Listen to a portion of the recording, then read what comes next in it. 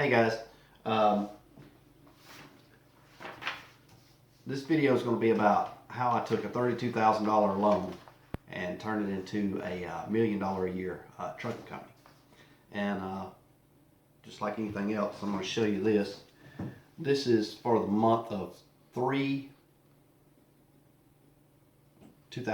and you can see there's some of the loads that we've done, and this is the money for the month.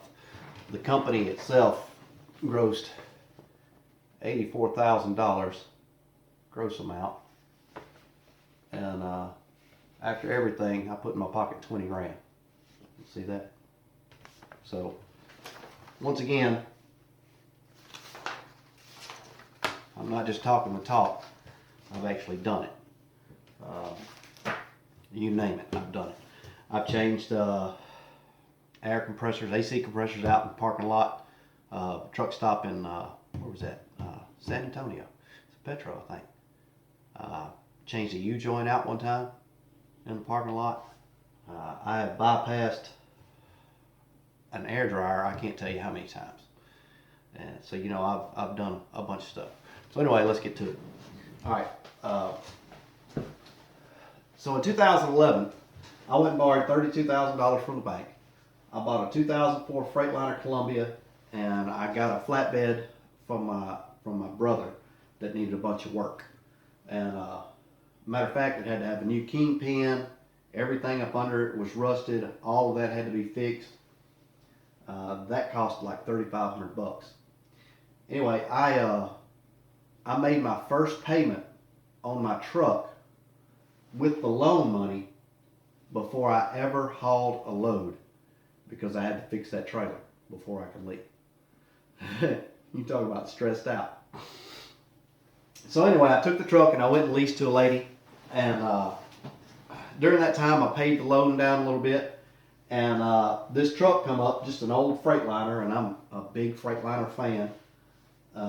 It was a 93 Freightliner FLD, had a flat top on it, extra long wheelbase, had a 12.7 liter Detroit, 323 rears, I believe is what it was, and a 13 speed. And it was rough.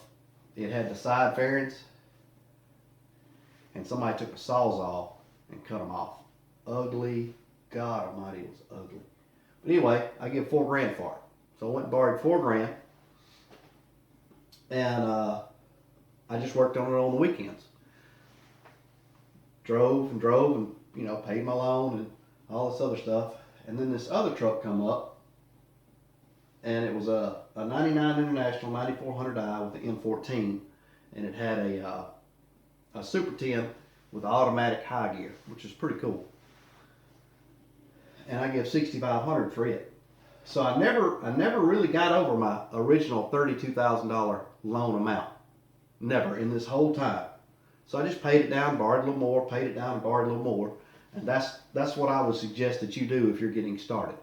Don't go out there and buy you a big old brand new truck. Don't buy a piece of crap if you don't know how to work on it. Fortunately for me, my father was a diesel mechanic, and I had a bunch of other folks that I knew, and so I grew up around it, and I knew a good bit, and what I didn't know, my dad could teach me.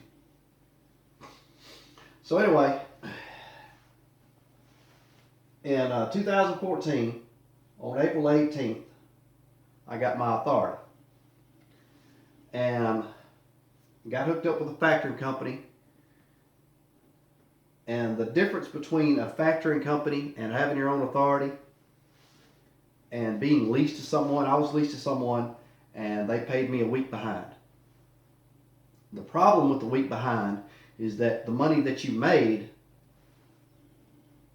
ain't got to you for another week. So you got to have at least 2 weeks worth of fuel money saved up at all times. And in trucking, you know, sometimes if you have to buy a tire, you have to buy a tire. And that's all there is to it. But by factoring, when I delivered a load, the money was in my checking account the next day. If I invoiced it out and sent it to them that morning, the next day, the money was in my checking account. And all I had to do was use my debit card. If I had a blowout on the road or something like that, if I needed fuel money, it was right there. So I was able to grow more rapid by having a factoring company instead of having to wait for that money that was 2 weeks away. That makes sense? All of you that's leased people like that, you know the difference.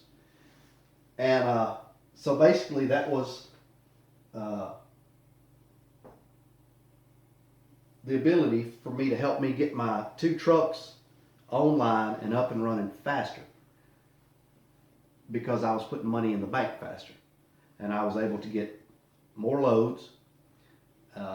I wasn't stressed by having small amounts of money. I could go, hey, you know what? I can take that load. It pays more because I've got more money in my checking account. So when you get your own authority, you need to find a factoring company.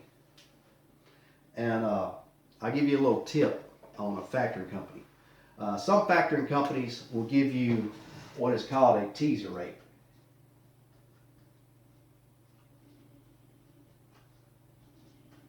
Let's say it's 2%. Okay? And they say they're going to give you, oh, it's 2%, blah, blah, blah, blah, blah, blah. But the paperwork says when you send that invoice to the factoring company, they send it to the company you haul the load from, which is, let's say, company XYZ. So XYZ has a policy of not paying their invoices for 30 days.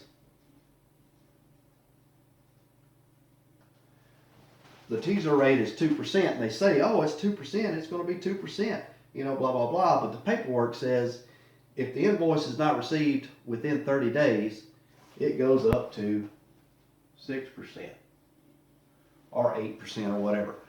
A lot of factoring companies have a staggering rate increasement the longer the invoice is held out.